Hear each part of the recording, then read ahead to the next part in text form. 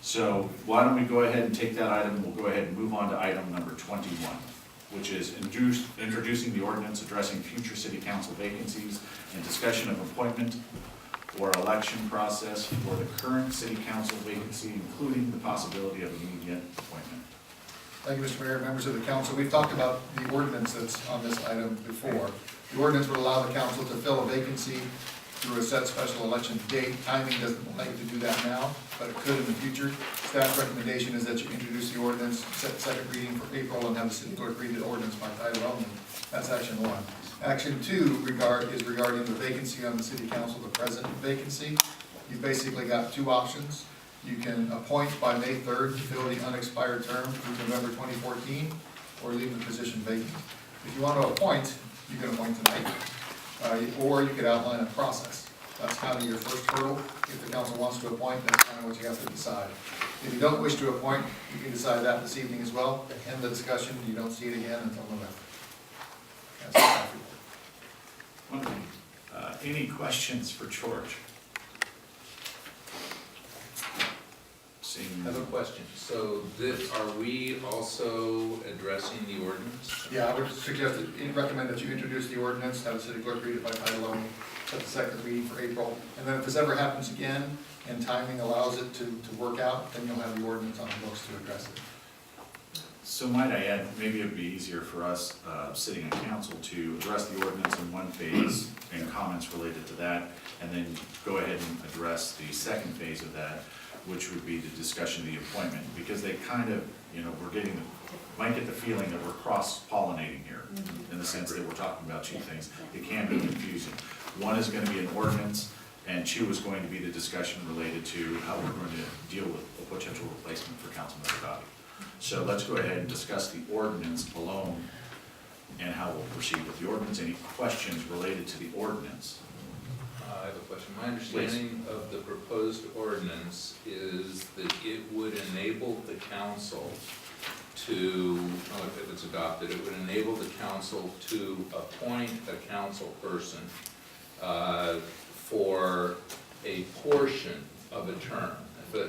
If a council member resigns, and let's say for example, that council member had 3 more years left on his or her term, this ordinance would enable the council to appoint someone until the next election, which would be less than the entire term, which currently we can fill. But That's correct.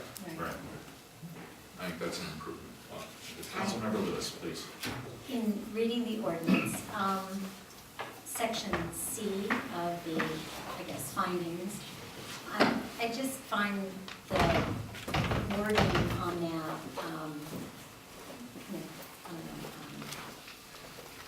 subjective or and opinionated, and it just bothers me. I feel that talking about the rationale, current heavy workload requires 5-member council for satisfactory conduct, and then it goes on, council still wishes to retain the option of filling that.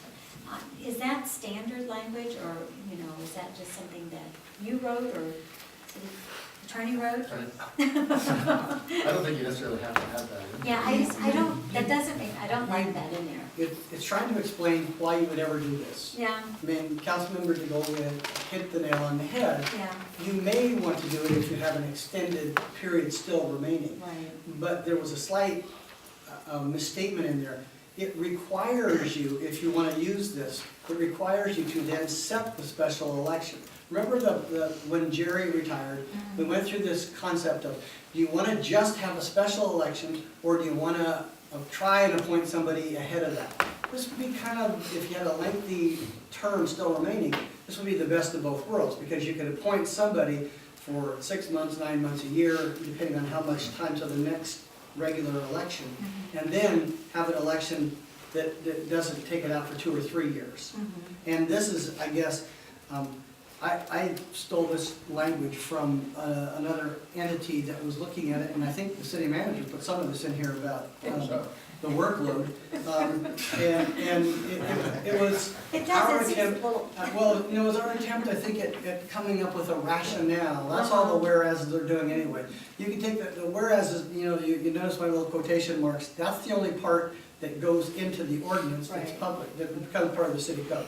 Everything else is just trying to, you could cross that out, you can put your own rationale in there. We just try to come up with something that we can anticipate if issues.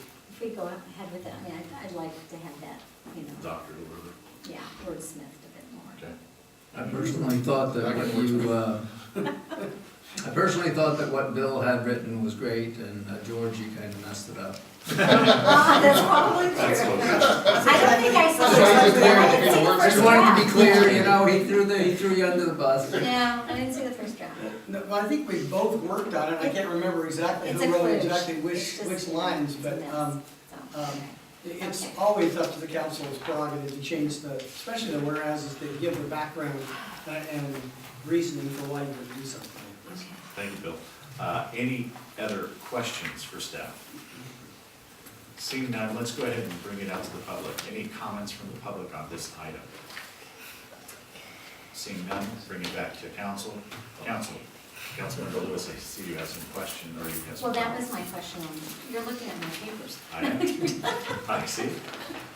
I can suggest a wordsmith to it if you'd like. Please. How about the council wishes to have the option of appointing an interim member to serve only until the next election to ensure the continued conduct of town business. Terry, perfect. But even, you can't, we're doing the conduct of the business now, plus one, and you don't necessarily ensure the two.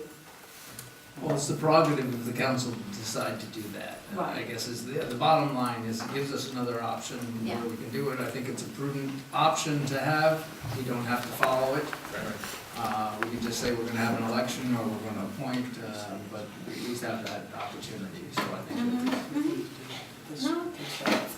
Perfect. Are we okay with the modification? Yeah, I'm fine with the modification. Okay, perfect. Any other comments? So, can we go ahead and get a motion to approve this? We're gonna have to do 2 readings on this. Doesn't it have to be read first? Yeah, introduce it, set the hearing, set the meeting, second reading for April. Thank you. Please read it. An ordinance of the city council of the town of Atherton, adding a new chapter, 2.32.030, to the Atherton Municipal Code, establishing regulations, options for filling city council vacancy positions. Beautiful, that's perfect. So, perfect, so we have a motion to approve that ordinance. Second. We have a second. Any further discussion? Can we change the All right, so all in favor? Aye. Aye. Any opposed? No. Perfect, so let's go ahead and move to the second portion of this, which is the discussion of an appointment or election process of the current city council vacancy, including the possibility of immediate appointment. Any questions for staff related to that portion of this? Seeing none. Any comments from the public on that portion? Please step up. Thank you, John.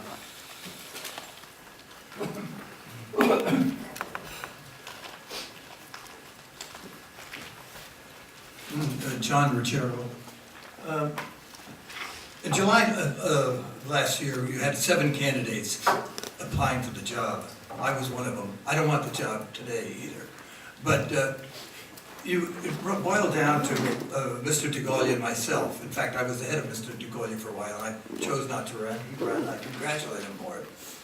But as for finishing the term now, if you take one of those 7 that wanted the job, it gives them a leg up in the next election, November, as an incumbent, which really isn't too fair. But then you look at the other angle.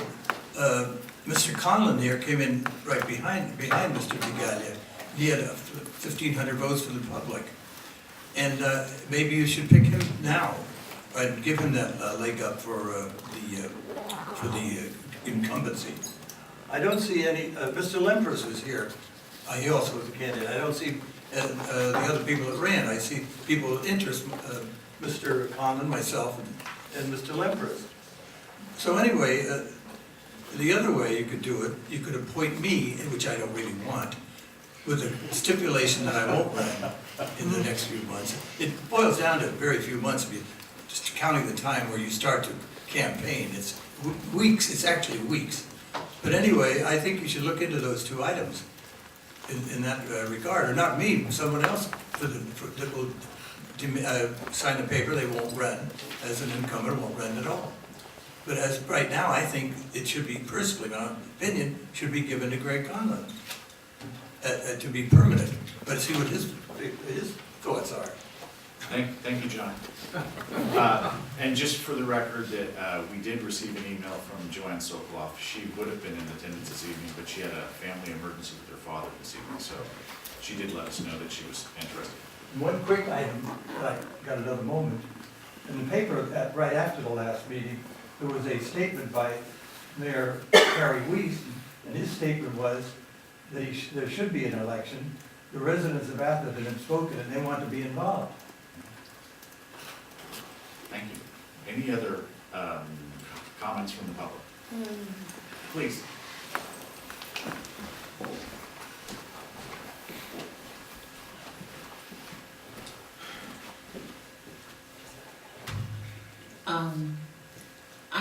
I'm actually gonna say that I don't think it would be bad if we just had 4 council members.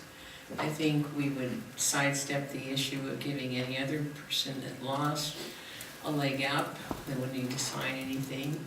And I also think that maybe those other people didn't